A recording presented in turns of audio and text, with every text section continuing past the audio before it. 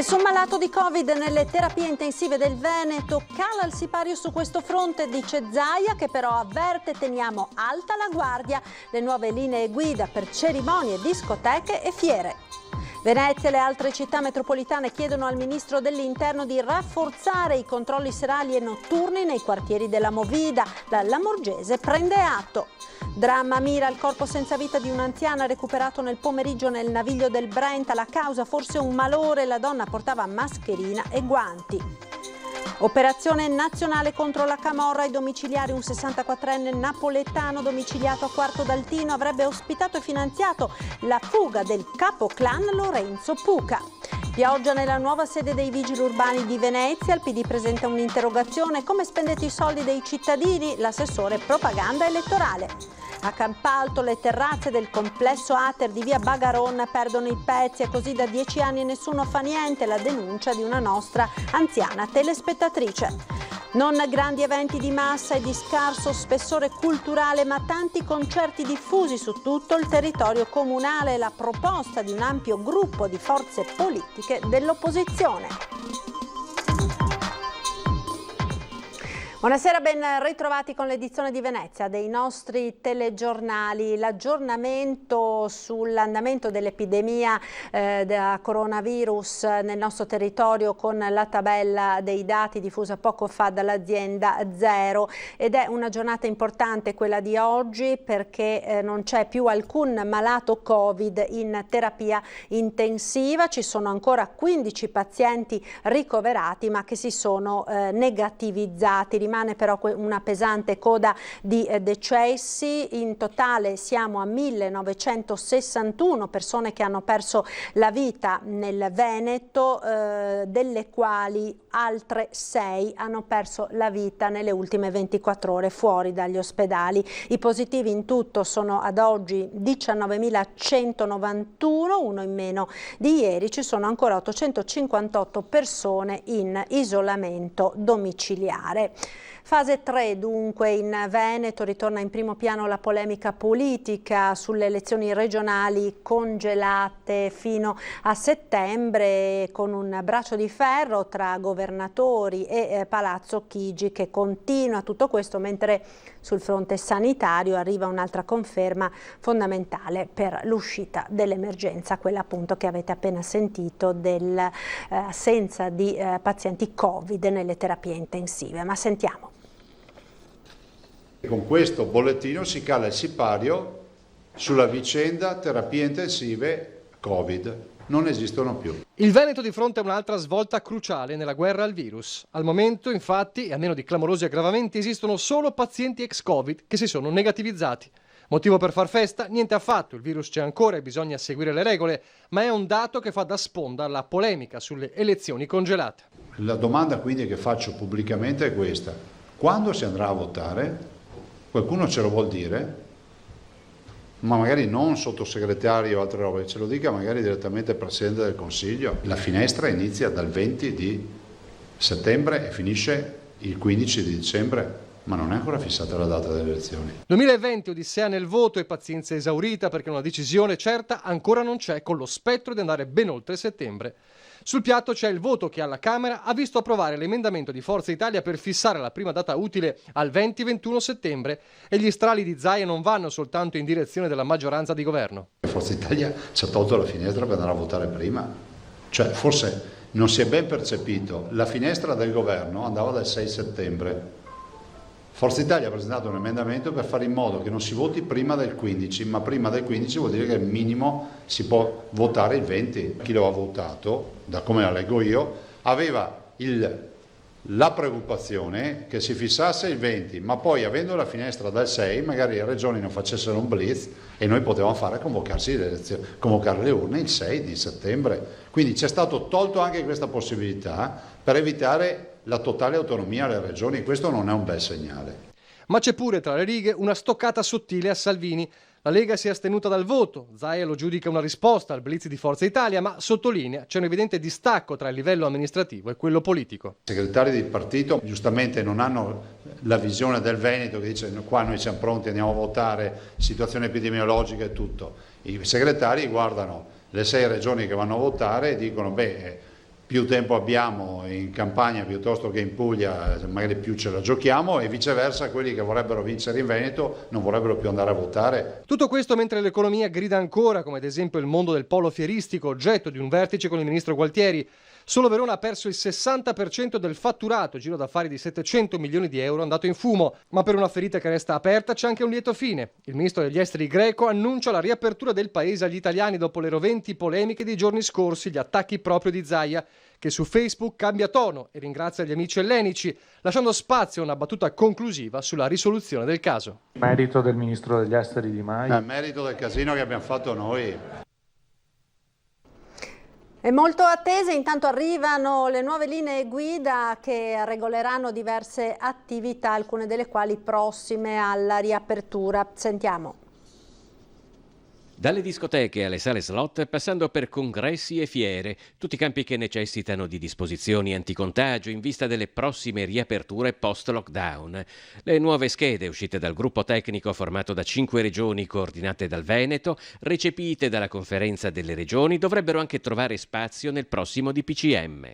Le linee sono le linee che voi già conoscete, quindi tutte quelle legate alla igienizzazione, a reazioni. Quando parliamo appunto anche di cerimonie preferiamo sempre le cerimonie all'aperto, per quanto riguarda anche i spettacoli, le discoteche, quindi prediligiamo anche qua tutto il discorso legato all'aperto. Il distanziamento è quello che è previsto, quindi il metro di distanza, l'utilizzo della mascherina all'interno, non all'esterno. Più o meno quindi le misure rimangono quelle conosciute, ma contengono comunque inevitabili variazioni a seconda dei settori cui vengono applicate. Per le discoteche, ad esempio, si aggiungono le misure per il ballo, peraltro consentito solo all'esterno. È stato individuato un indice per quanto riguarda appunto il distanziamento, che è quello legato ai 2 metri di distanziamento per le attività fisiche. Ma cosa vuol dire? Un indice quindi legato però alla capienza della pista da ballo, come per le piscine, insomma, per citarvi, insomma, nelle piscine sapete che c'era l'indice dei 4 metri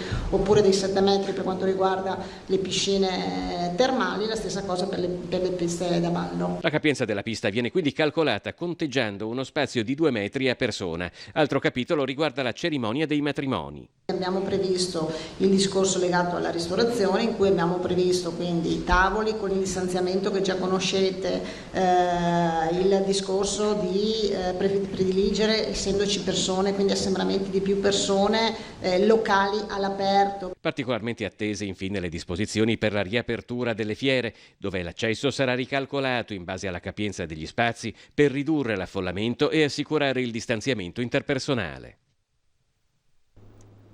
La richiesta di rafforzare i controlli serali e notturni nei quartieri della Movida è arrivata dai sindaci delle città metropolitane, Venezia compresa naturalmente, nel corso di un confronto in videoconferenza con il ministro dell'Interno Luciana Lamorgese. Quest'ultima, fa sapere il Viminale, ha preso atto della richiesta, sottolineando la necessità di proseguire la stretta collaborazione con le amministrazioni locali e rilevando l'importanza dell'attività di sensibilizzazione per indurre comportamenti responsabili capaci di evitare il rischio di una ripresa del contagio.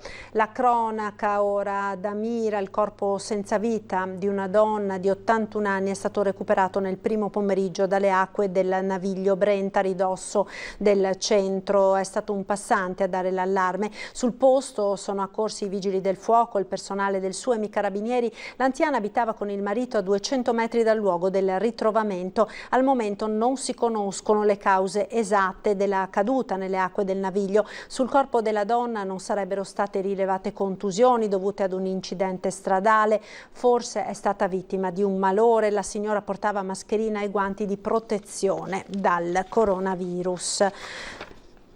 Non è ancora finito il trasloco dal comando dei vigili urbani dal centro storico al Tronchetto, che la nuova sede subisce infiltrazioni di pioggia. È accaduto in seguito appunto alle forti precipitazioni delle ultime ore. Il PD attacca il sindaco Brugnaro con un'interrogazione. Come vengono spesi i soldi dei cittadini? Sentiamo. Sede bagnata, sede fortunata? Non proprio, se stiamo parlando della nuova centrale operativa degli uffici dei vigili urbani di Venezia. A trasloco iniziato, ma non ancora finito, dalla ex scuola Poerio in centro ai nuovi spazi al Tronchetto, al primo temporale violento venerdì scorso l'edificio ha subito danni da infiltrazioni d'acqua. Questo solo dopo che sono stati realizzati i lavori, nel senso che la struttura fino a poco tempo fa non aveva rilevato alcun tipo di anomalia, almeno che ci risulti. Proprio per questo chiederemo di poter verificare e visionare lo stato dei fatti della struttura, per capire anche quali sono poi le responsabilità eventuali della ditta e se il Comune sta chiedendo anche i risarcimenti eventualmente. Sono piuttosto recenti gli investimenti fatti nella vecchia sede dei Vigili, ricorda la Sambo. Ora, dopo pochi anni, ecco quelli per il nuovo sito. Molti i soldi spesi e, avverte la capogruppo del PD, lecito chiedere al sindaco di verificare anche come. Che pensi il sindaco invece che alle celle medievali nei sotterranei, pensi di più invece alla salubrità, allo stato dei luoghi, degli uffici comunali. Ricordiamo poi che nei sotterranei ci sono anche gli spogliatoi dei vigili e su questo chiederemo informazioni, perché ci risulta ad ora, ma stiamo chiedendo conferma, che non vi sia ancora attivata la reazione, essendo appunto sotterranei, e anche su questo credo che il sindaco debba dare una risposta. Smorza le polemiche sui danni al nuovo comando di polizia municipale l'assessore alla sicurezza Giorgio D'Este. I lavori di riparazione sono in corso. Sentiamo.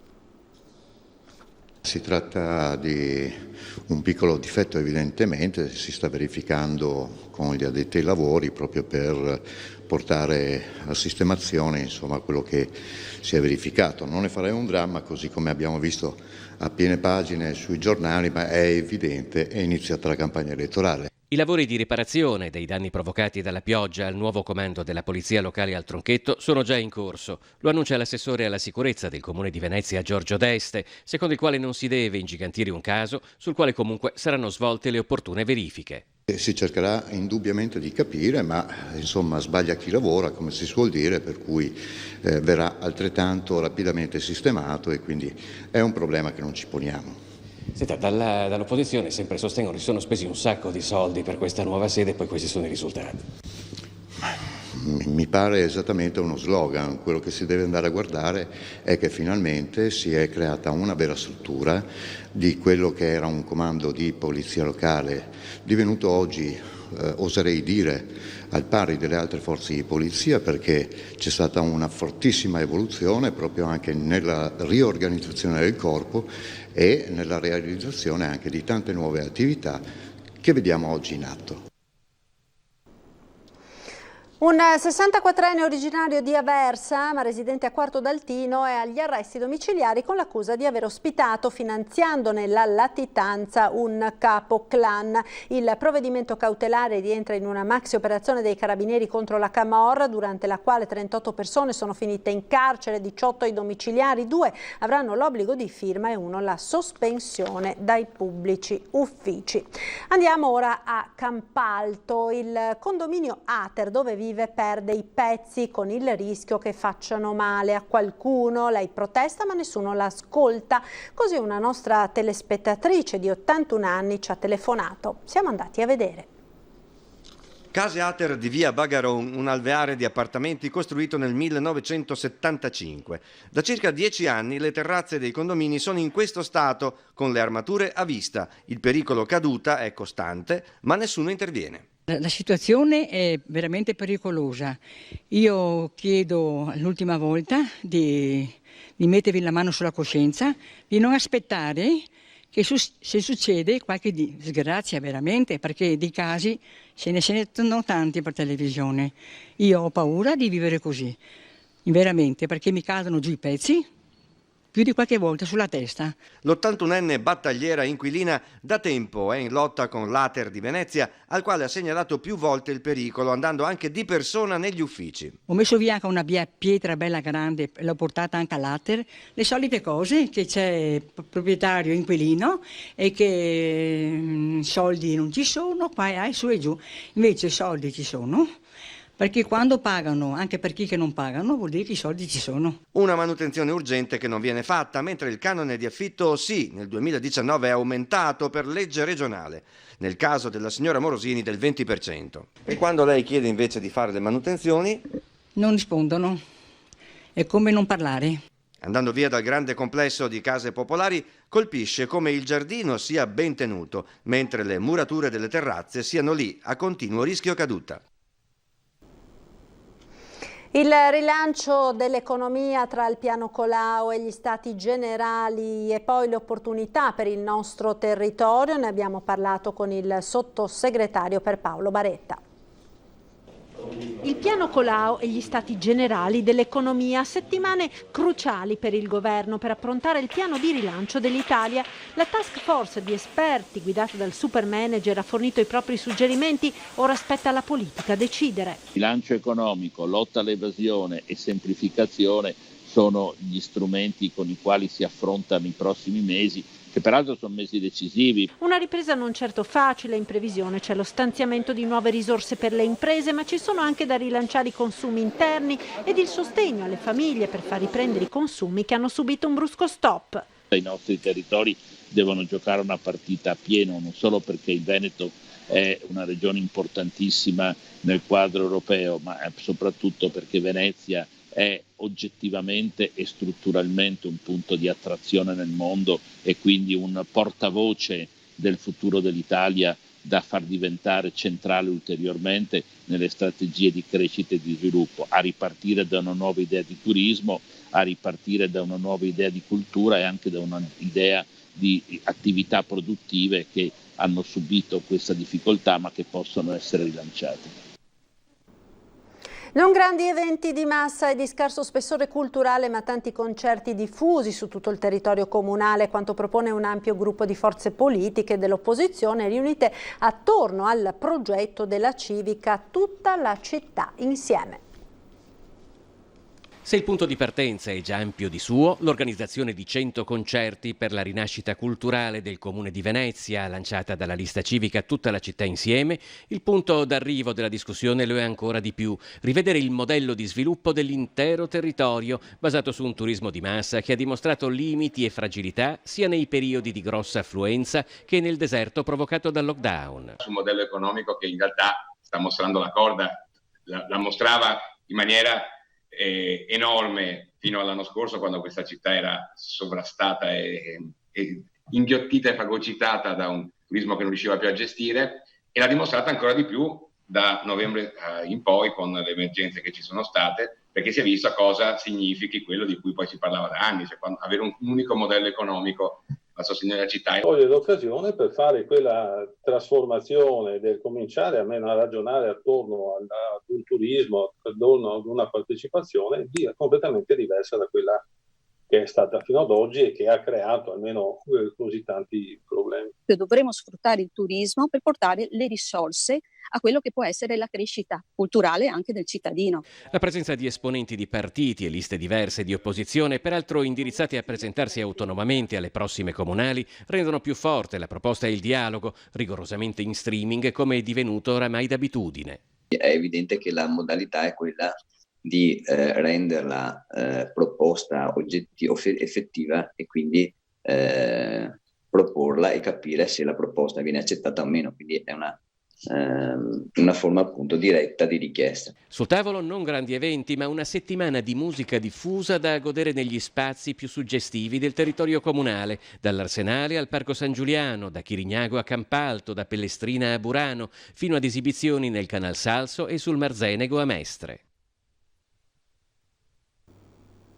È arrivata per la prima volta al porto di Venezia la Dongbang Giant numero 3 dell'omonima compagnia armatrice coreana specializzata in navi per trasporti oversize. Il gigante, con i suoi 38 metri di larghezza per 152 di lunghezza, è una delle navi più larghe mai arrivate a Marghera. Rimarrà ormeggiata alle banchine del terminal 15 giorni per le operazioni di preparazione del grillage, ossia delle strutture misure di appoggio del carico sul ponte di coperta in vista dell'imbarco di 3 megacolli. A metà giugno la nave si sposterà al terminal multiservice per l'imbarco dei carichi eccezionali, componenti di alta ingegneria che sono in fase di ultimazione in un'azienda di Porto Marghera. La 46esima Voga Longa di Venezia è stata annullata per il coronavirus. Quest'anno la manifestazione si è comunque celebrata virtualmente con un video ed il racconto emozionante di tanti personaggi illustri. Sentiamo. Vogheremo ancora insieme. Domenica 31 maggio 2020 sarebbe stato il giorno della 46esima Voga Longa in Laguna. Appuntamento annullato causa Covid, ma la manifestazione si è celebrata virtualmente con una bellissima diretta iniziata proprio nell'orario del classico colpo di cannone che solitamente dava il via alla manifestazione. Tanti i partecipanti all'edizione virtuale. Ma virtualmente sarà più forte di prima perché si creeranno le aspettative per avere ancora più voglia e più desiderio di far diventare questa manifestazione, che vedrete nel tempo diventerà sempre di più una realtà unica, come già lo è, sia per la location sia per lo sport. Un video che racconta la manifestazione ma anche la città, come sintetizza la famiglia del grande Lino Toffolo. A Lino che piaceva sta festa perché era di veneziani, diceva, non era istituzionale, tradizionale, era fatta dai veneziani contro il moto ondoso. Tra i veneziani doc anche il campione olimpico Daniele Scarpa. La mia prima Voga Longa correva l'anno 77 e io col Ciancio partimmo da qui, dalla canottiera dei Porti dove sono nato con la mia canoa e dove ho imparato a pagaiare, e andammo pagaiando fino a Venezia in Cappadocia. Si fece la prima Voga Longa, poi affondammo davanti a San Marco. Non potevano mancare poi i saluti del magnifico rettore di Ca' Foscari, professor Michele Bugliesi, e del mitico Giuseppe Abbagnale. Gli studenti Erasmus che pure passano qua solo pochi mesi e si innamorano in questo breve tempo della Voga e di Venezia vista dall'acqua. È una manifestazione, la Voga Longa, che manca nella mia carriera sportiva e non, ed è una mancanza che cercherò di ricoprire nel più breve tempo possibile. In chiusura vi ricordo come sempre la nostra rubrica Bimbi in TV. Potete mandare al numero WhatsApp che vedete in sovraimpressione dei brevi video delle attività dei vostri bambini, possibilmente in orizzontale. Il numero appunto 351 1755 340. È tutto per l'edizione veneziana dei nostri TG. Vi lascio come sempre alle previsioni meteo. Arrivederci.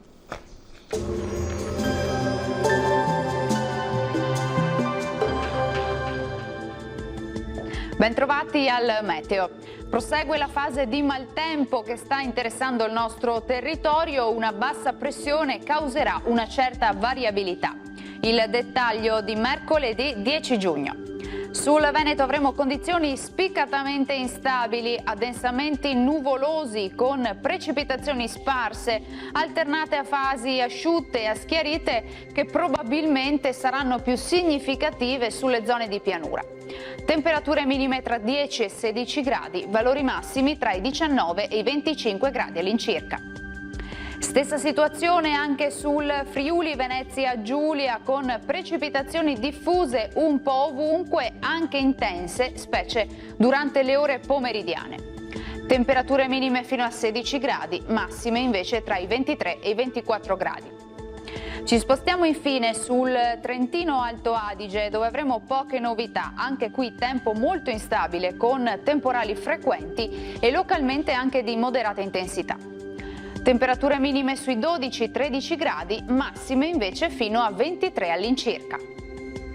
Dal meteo di Antena 3 per ora è tutto, arrivederci al prossimo aggiornamento.